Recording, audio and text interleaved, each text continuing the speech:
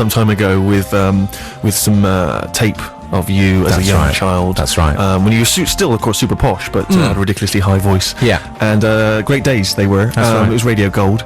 I'm a little bit anxious because I know when Ron gets blabbing, who knows what might come out of his mouth. It was actually Elaine who was really dishing it. Really? Yeah. Now, bear in mind, of course, that I generally thought of as one of the coolest guys in the UK. I'm a sort of Westwood figure, and I don't want, my credibility shattered by any kind of revs that you might come out with. So just think carefully. Okay. All right. Okay.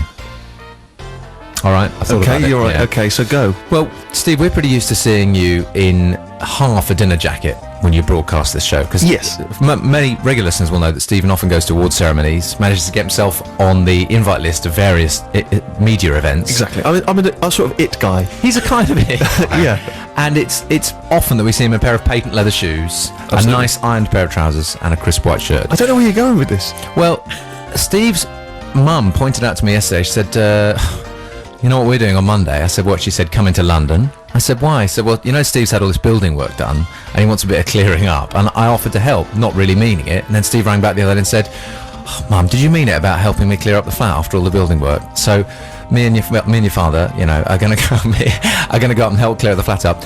Chances are Steve will be off to some flashy media event because that's what he does at nearly every single time we go and clear his house up. This is nonsense. No? They're still annoyed with the fact that once I was moving house, they offered to help move, and because they were moving house for me, it seemed silly for me to get involved, and therefore I went off to do some other important business.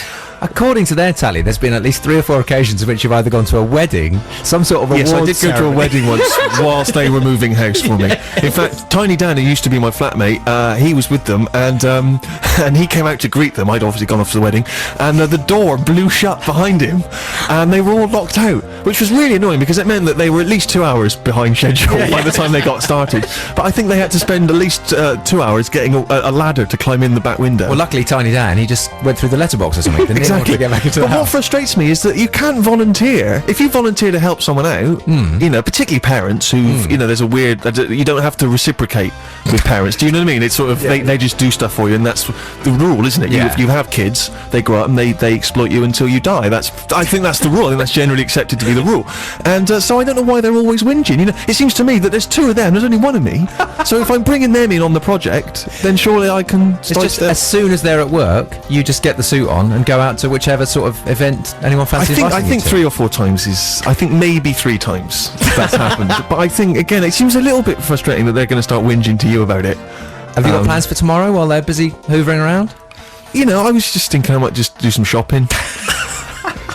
But that does anger me. So that's what they've just been bad-mouthing me, basically. Well, they did it very benignly. They did it with a twinkle, particularly your mum. She was being very, very sweet about the whole thing. She didn't seem to mind. I probably would have taken them out for a slap-up meal, but not anymore. That moment's gone. Bad luck. That's it. Pie and mash. We have a musical choice from Sammy before we talk to John Ronson coming up soon. It's a bit of a drum and bassy one. I thought I'd really push the boat out. I've gone for probably the least offensive song on the album. It's by a band called Evil Intent, E-V-O-L. If you like Pendulum, these are probably a wiser, more hardcore version. They're definitely worth seeking out if you're a fan of drum and bass, particularly of Pendulum, and this song is Maybe We'll Dance Tomorrow.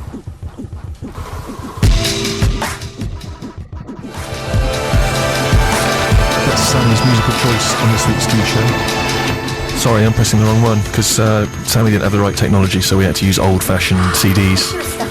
Oh, for goodness sake, that just sounds like an excuse. Sammy, what was it? It was good. The track's called Maybe We'll Dance Tomorrow, and it's by a band called Evil Intent, and it's off this year's album, Era of Division, and it's very, very good. It sounds particularly hip and the sort of thing that young kids will listen to. I'd say it's almost trendy. I was reading an article over someone's shoulder on the tube, and it was about, that's how I get all my news. That's why I'm so informed. And it was an article about how now the average MP3 player, about 50% of it is filled with illegally downloaded music, and the big hitters are people like Mariah Carey, they get stolen a lot, Usher, stuff like that. And it was great because it said there was someone spearheading the campaign to stamp this out amongst the youth of today. Who's the obvious person you turn to in order to appeal to the average 16 to 25-year-old in order to encourage them no longer to listen to illegally downloaded music? Who would you obviously think is the big spearhead? Someone quite, young, interesting. Maybe for the younger generation, Girls Aloud, maybe Sure. someone a bit. Well, that's the obvious choice. That's why they've gone with Fergal Sharkey. He's going to shake things up a bit. Anyway, so we got the Ronson shortly. We've got the news coming up. We'll squeeze in Edwin Collins' new tune before then. He's got a new album out, and this is the title track, Home Again.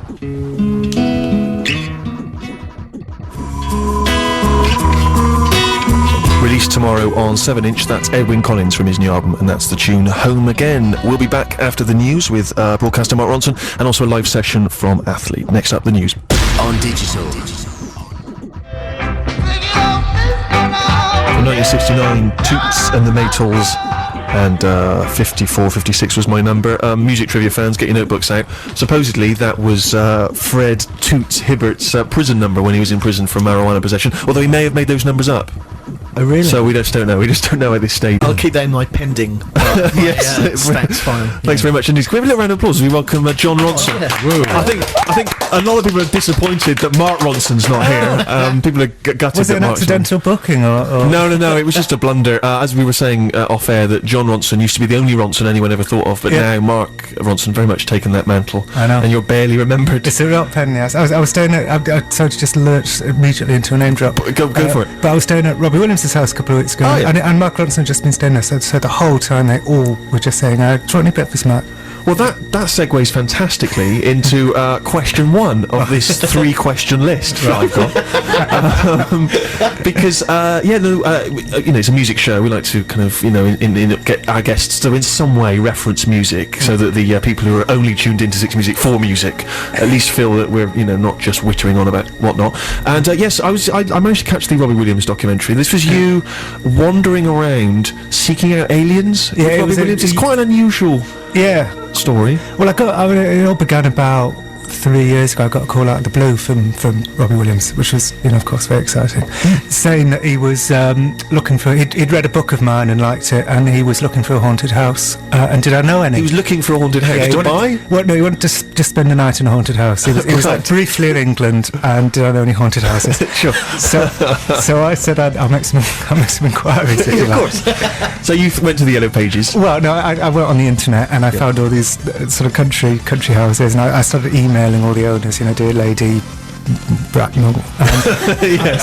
I hear that that if the portrait in your drawing room is moved, a ghost apparently manifests itself. Recently, the pop star Robbie Williams contacted me to ask whether would it be possible for he and I to pay you a private visit. And I didn't expect to hear back from anyone, but immediately, every single duchess I emailed just instantly emailed back to say, our house is definitely haunted. Of course. Robbie's more than welcome. They were sort of throwing their ghosts at me like they were their debutante daughters, And so I kind of emailed Rob, and very exciting. I've got a list of half a dozen, and Rob said, "Oh, I'm sorry, I'm too busy to do it." So is gutted. Yeah. Ghosts all over the country with their notebooks, their autograph pens, gutted, frustrated. I can't really know. I just don't think. Well, no wonder Robbie and ghosts get on so well, because they both only ever manifest themselves when it suits them. But then, just that's what you get for calling him Mark. He'll be slagging me off in the next anecdote. But then, we kept in touch and became friends, and kept on planning to do something like that. And I completely understood why he didn't want to do the ghost thing, because he was... The thing about being, it turns out, a kind of internationally famous pop star is that you're unbelievably busy. You're just of course, really busy. He was phoning me up from Portugal at 10 in the morning, and then at 2 in the afternoon he was phoning me, and he was in Florence or whatever. Yeah. And so he had this plan in his mind that he would eventually give it all up, or stop for a while at least, and then he could do the thing he really wanted to do, which was hook up, become like sort of Mulder and Scully and solve paranormal mysteries. So he is genuinely interested in the paranormal, and in the documentary that you did for Radio 4, Aliens specifically was his interest that week. Is it something that he's just going to, because we're all kind of mildly interested in those things, we all kind of take a passing interest, but is it something that's sort of obsessing him, or is he just a passing fancy? No, I think he's a kind of, what I really like about him, amongst other things, is that he is a really interesting mixture of the two things. Usually you meet sort of completely guileless believers or totally sort of fundamentalist skeptics, like me. What's really nice about Rob is that he's a really kind of interesting mixture of the two. Like, he desperately wants to believe. And my theory is that, you know, when you're a kid, the idea about being a huge pop star is like the most exciting thing in the world. And then he became it and found it wanting. And so he was looking for something even more amazing than that. Yes. And what's more amazing than that? Just, you know, aliens and ghosts and that kind of thing. But as soon as he goes off on one of these adventures, he meets these people, and he's clever and sceptical enough to realise when he meets charlatans that they are charlatans. And so he's kind of fighting this internal battle, his kind of rationality and his kind of desperate need to believe in something is kind of battling. And I think rationality is winning. Right, I see. Because in the documentary, you go off to a sort of large convention somewhere in, is it Nevada or Las Vegas or somewhere? It was like a sort of, it wasn't Las Vegas, it was like a kind of tiny, crap, dusty Las Vegas. I've got it's called Laughlin, Nevada. Right, We flew there in a private plane. Wow, to go kind of alien hunting. Yeah, it was amazing. And it wasn't his plane, it was like a rented plane, but Snoop Dogg uses the plane all the time. Sure. Yeah. And the stewardess said to us, you know, you can really, this isn't like a normal plane, you can do anything. And we were just sort of, I think there was like 5 of us on the plane, and we were all like sort of completely blank face. Like, we're all at an age now, we just can't work out what anything is. No, absolutely. But Snoop Dogg, a man who, of course, has his own line in pornographic videos, Yes. which he makes, I think, round his house. Yeah. I'm presuming some pretty mental stuff goes on. Did you find anything lying around on the plane? No, just breakfast bars. So, you know, Nutrition brunch bars, yeah, basically, Sure. a lot of those. We'll play a bit more music because 6 Music listeners can only cope with, I think, 3 to 6 minutes of chat at any given time. So I'm told. So we'll have a musical choice from Rufus, and we'll come out and talk to John. Steve, this is an artist called Aidan Smith. It's brand new. It comes out on the 21st of July. I was sold on this track by the fact that a muted trumpet comes in within about 20 seconds, which is gorgeous. And this is Drapes of Black. Look forward to that trumpet.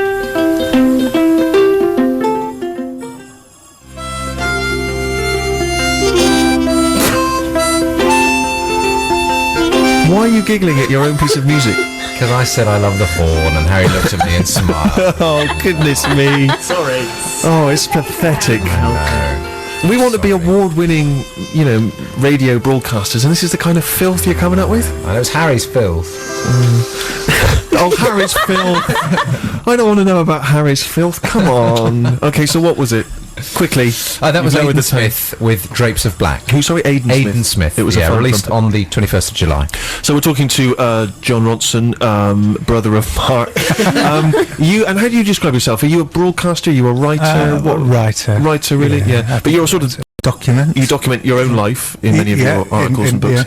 But also, you have done some sort of extraordinary documentaries and investigations into kind of the unusual. Are you always sceptical? Are you someone who doesn't accept the many conspiracy theories which you've explored? You've always got a questioning. Well, I always start out like that, and then I hang around too long with paranoid people, and it totally, you know, I do completely go native and become incredibly neurotic. Yes. Whenever I'm doing these conspiracy documentaries, I always, after a couple of weeks, I become convinced I'm being followed.